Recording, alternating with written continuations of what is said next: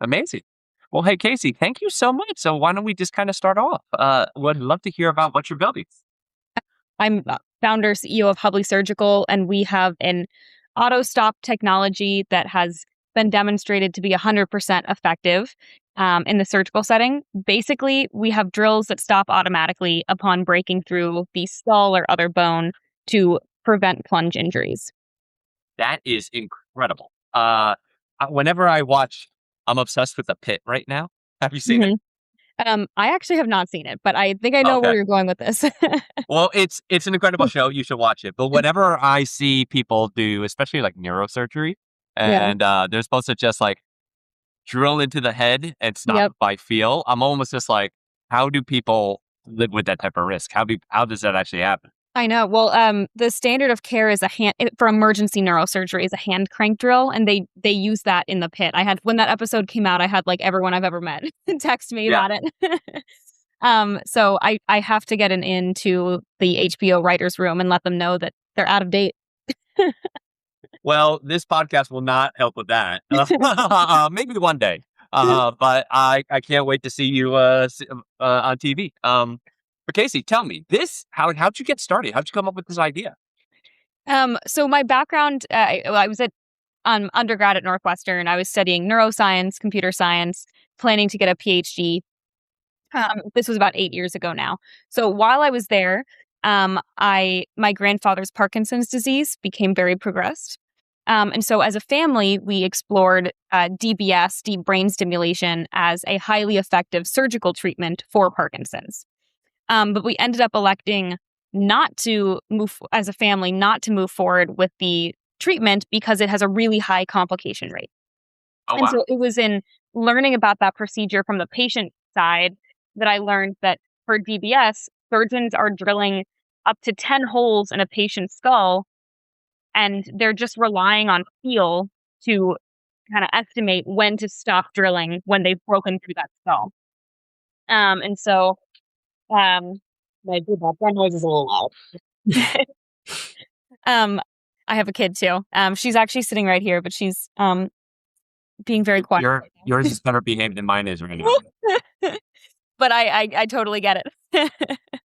um, so anyway, in learning that doctors are using power tools or hand crank drills, and they have to rely on this tactile feedback alone, seemed ridiculous to me in the 21st century. Given we have robots that can do surgery, and yet we don't have drills that stop when they're supposed to stop.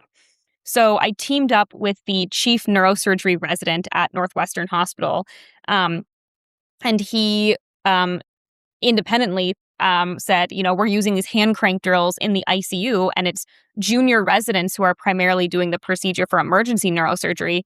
There's got to be a better way. And so together, he and I came up with the very early idea, the early prototypes of improved drills that can stop automatically upon breaking through skull and bone so that, they have added safety for the patient. That's incredible. Take me back to the early days. The MVP for a drill that automatically stops during surgery. Yeah. What does that look like? Like, how did you guys start? It's very different than software where the MVP could be completely broken and that's okay. Yeah. The early prototypes were pretty ramshackle. We were using the shop at our university, like the woodworking shop. We are using the 3D printers that our like entrepreneurship center offered for free usage. And we were kind of just hobbling together. This is the brainstorming phase. So we were hobbling together napkin sketches to see if they worked. And so, we ended up coming up with several different methods of doing auto stop. We had different kind of like friction-based mechanisms, different like lock and key, like mechanical ways of doing auto stop. And it became clear, I think, pretty early on that the way this was really going to work was going to be through firmware of having a microchip on an algorithm, so that friction was not an element. We needed an auto stop that was absolutely 100% effective, that was not variable based on fluids or humidity, since obviously this is a surgical setting. There's a lot of fluids flying around. And it was really when I brought my CTO on, Tyler, that we were totally off to the races. Tyler's brilliant, and he is a super experienced medical device R&D engineer. And then I really give him credit. The three of us worked together, but really Tyler's the one who built the drill that we use today. We ended up patenting our several, almost 10 different methods of doing auto stop. The one that we selected to commercialize was not only 100% effective, but it was also highly scalable from a manufacturing perspective. And we needed to make sure that we had a method that was inexpensive to manufacture. So that method, not to bury the lead, is it's a microchip in the drill that measures the current draw on the motor as you're drilling through bone. And so it's that relationship between current, resistance, and torque, where the instant the drill bit breaks through bone, there's a sudden drop in resistance, increase in current. And that change is what tells the motor that it's through. And so the motor shuts off. We have a also patented drill bit geometry so that the drill bit stops. You can't push any further once the motor shuts off. There's a light on the back of the drill that changes colors as you're drilling for extra ease of use. That turns red. And there you go. That it's basically turned the drilling part of neurosurgery into a really straightforward 5-second procedure where you can just focus on the patient. That makes sense. All of that suspense and drama from the pit scene is now going to be just completely rote. Casey, I'm curious. How long did that kind of testing, brainstorming, woodshop phase, how long did that last for? A long time. Let's see. Okay, so I came up with Amit and I met and started working on the idea at the end of 2017. And we, my God, I think we spent like 3 years from when we met to when we had our final version that we started pushing through FDA testing. We started our FDA testing in 2021. So it took a while, but we were not full-time until I went full-time December of 2019. Got it. And then Tyler, CTO, joined in the middle of 2020. Got it. What kept you guys going during that experimental phase, the wandering in the wilderness phase? Yeah. What kept you still believing? I mean, that we were solving a real problem. It wasn't. Throughout that whole time, we were. So I graduated college a year early so that I could pursue this full time. So I was a beginning of sophomore year of college when we started working on the idea. I had 2 years of school left from when I could finish, with my degree. And in that time, we kept doing customer discovery. We kept interviewing neurosurgeons. I was doing pitch competitions and we had some early success there. So there was a lot of early evidence that this was a real problem, that the regulatory pathway, the reimbursement pathway were navigable.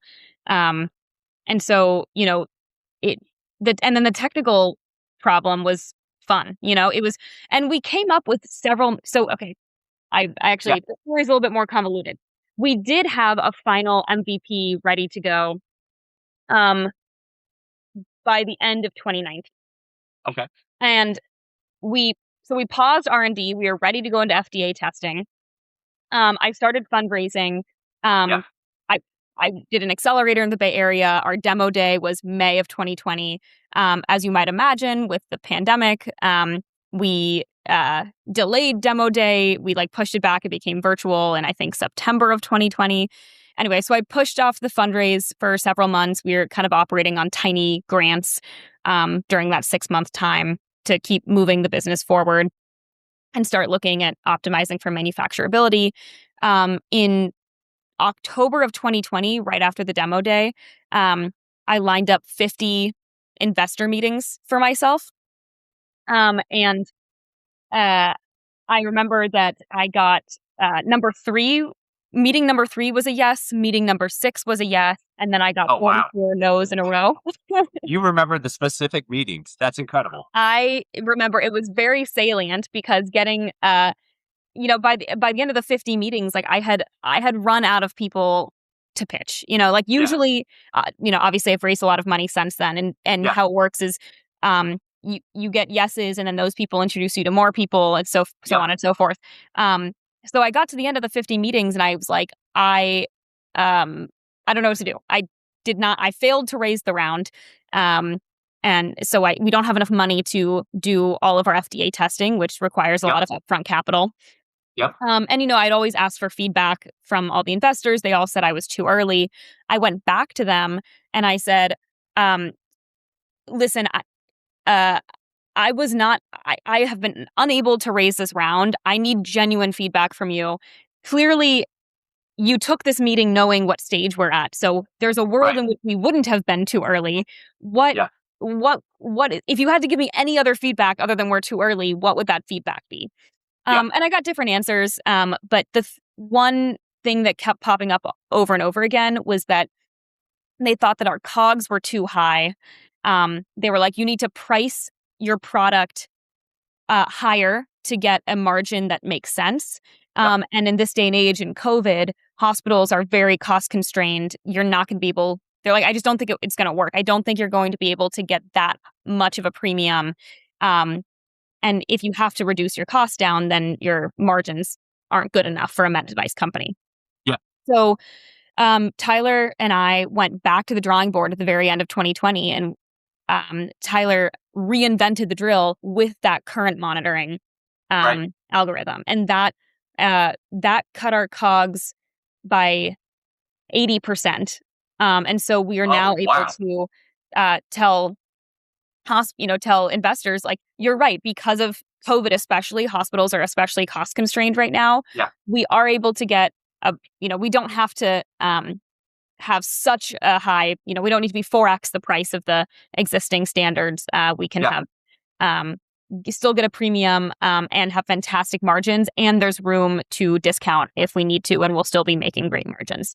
So I went back to all the investors, and then I raised the round. And how many of those 48 that had said no ended up converting? That's a good question. I actually don't know off the top of my head. I know that one of those investors in particular, he was like kind of he was the one that really made the difference, because he came in and like led the round right away. And so then because of that, his name's Nathan, shout out. Then I was able to fill the rest of the round pretty quickly. That's incredible. I'm so glad we went down this rabbit hole. So you tried to raise a round. You had 50 plus meetings. You didn't get it across the finish line. You went back to those same people that said no, which I think is really hard for founders to do. You took that feedback and then you reconfigured the product and the company to redo it over again. And then that's what got you across the finish line. Yeah. Yes. So exactly. So when you say how long did it take you, how long did the R&D phase take? It's a little convoluted, because we weren't, basically we weren't full time. No one was full time for 2 years when we were kind of working on the idea in the background, de-risking it for ourselves before we took the plunge, or before I took the plunge. And then basically right after I went full time, or as I went full time, we had the beta ready to go, our MVP ready to go, and then a year later we were like, never mind, scrap what we just did for the last year. But it wasn't a total waste. Tyler, my CTO, was able to basically reinvent the product in maybe 2 months, which was incredible. And then obviously all of the customer development work, all of the regulatory preparedness we had done in the last year, obviously, still was useful. That's incredible. I love it. Casey, I'm curious. So now you have the prototype, you have patents, etc. Let's fast forward a little bit. You still have to sell to hospital systems, which I imagine are not the easiest customers. And you're young. You're just fresh out of school. Like, tell me how you got those first customers. Tell me about how you really started to get the business side or the revenue side going.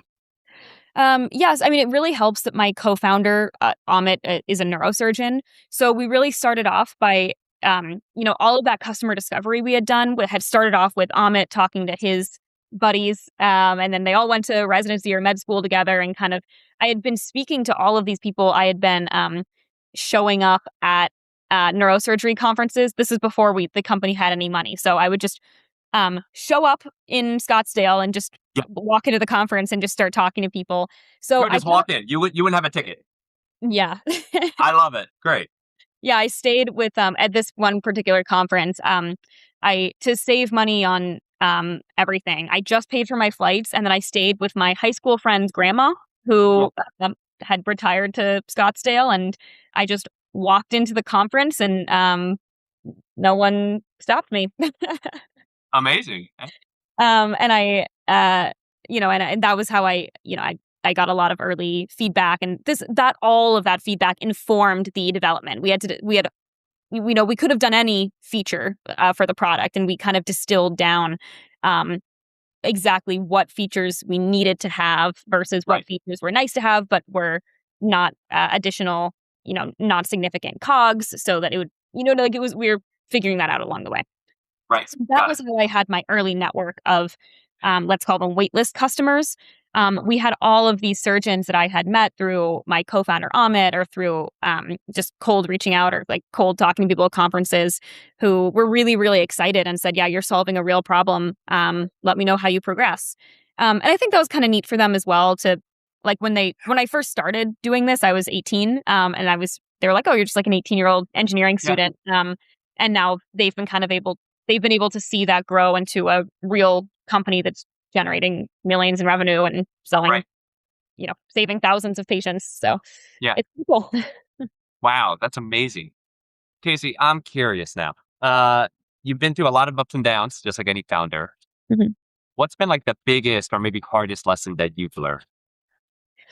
The biggest or hardest lesson that I've learned. Okay. Let's see.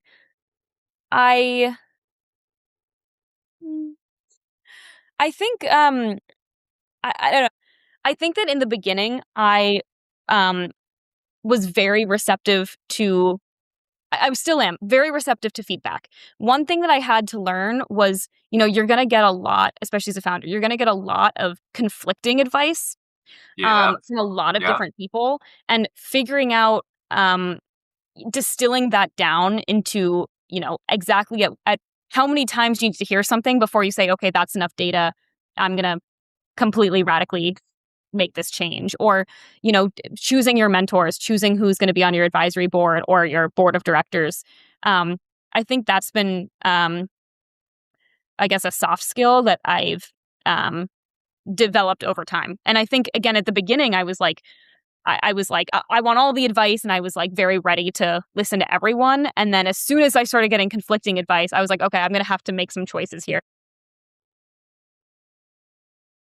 Do you have a framework for what advice you actually listen to versus what advice you put in the filing cabinet? Yeah, I think a lot of it boils down to,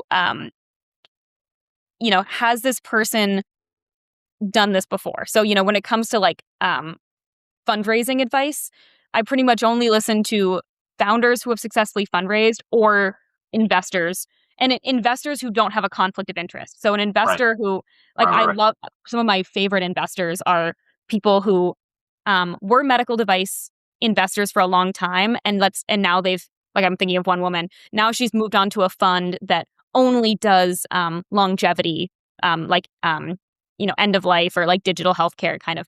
So her fund is not a fit for us, like totally different wheelhouse, but she has that experience. So there's no she's gonna give me totally candid advice. And she has that experience. That's one example. And I think I just need to do that for whatever advice it is, or whatever like soundboarding I'm trying to get. I'm like, okay, has this person done this before? Have they done it successfully? So that's probably the number one rule that I have for myself. The other thing too is that I've started, when you're meeting with people, it's kind of asking yourself like, okay, is this is this something that I already knew? Is this something that I could have come up with myself? Are they making sense? Is it passing the like common sense sniff test? Um, you know, so that's kind of one way in which I would distill it down. And there's a ton of for medical device, which is the only space I really know. Yep. There's a ton of brilliant people. So luckily, I have there's a lot of options of people out there, and like kind of whose advice I want to listen to. So, and people have been really willing to help, and I've had a very good experience. Amazing. Well, Casey, I know Zara needs you, so I'll skip a bunch of questions. But my two last ones are: this is an insane job being a founder, and you're dealing with like real again. You're dealing with real consequences and real real stakes. Do you have a hack, a hobby? What do you do to keep yourself sane? I've done a bunch of stuff. At the very beginning, I this I'm a big nerd. I'm not doing myself any favors for sounding cool. I did a math master's with my dad, like nights and weekends, for the first 3 years that I was doing the company. And that was a lot of, I felt like that was great because it was like activating a different part of my brain that I'd kind of missed from my studies. Because most of what once we finalized the product, or really once I hired my CTO, the majority of my job is meetings. It's sales, operations, but it's meeting with people who are then doing the actual work. So it was a lot of fun. Taking math classes and again, just kind of when you say masters, you get a master's degree in math? Yes. As a side hobby? Yeah. Okay, amazing. All right. Yeah. My Hopkins has had a remote engineering for professionals program. So my dad and I did that together, and it was also my dad and I we have not lived in the same place since high school. So I went to college and then moved. So it was great hang out with my dad. Yeah. And my mom on the background of Zoom calls. That sounds fun. It really sounds like dedicating yourself to another passion, another pursuit in the very little time that you have. Yeah. So that was what I did for the first 3 years. And then I don't know, I think I just read a lot after that was done. I was reading an insane amount the last year. I guess, I shouldn't say insane. Other people read more. For me, I was reading like 2 books a week. Oh, wow. And then, that is a lot. Yeah. And then I had a baby. She was born in December, and I've maybe read like 1 book a month since then. Sure. Yeah. That is I would not call. Yeah. I would not call the having a baby a side project, but yeah, having something to take your mind off of the company, I think is the common thread I see. Yeah, totally. Okay, amazing. Well, Casey, my last question is: how can people that are hearing this or reading this, how can we help you? What's your biggest need? What would be helpful for you? Well, we are expanding into spine. So the goal is to become let me see, she's grabbing my hair here.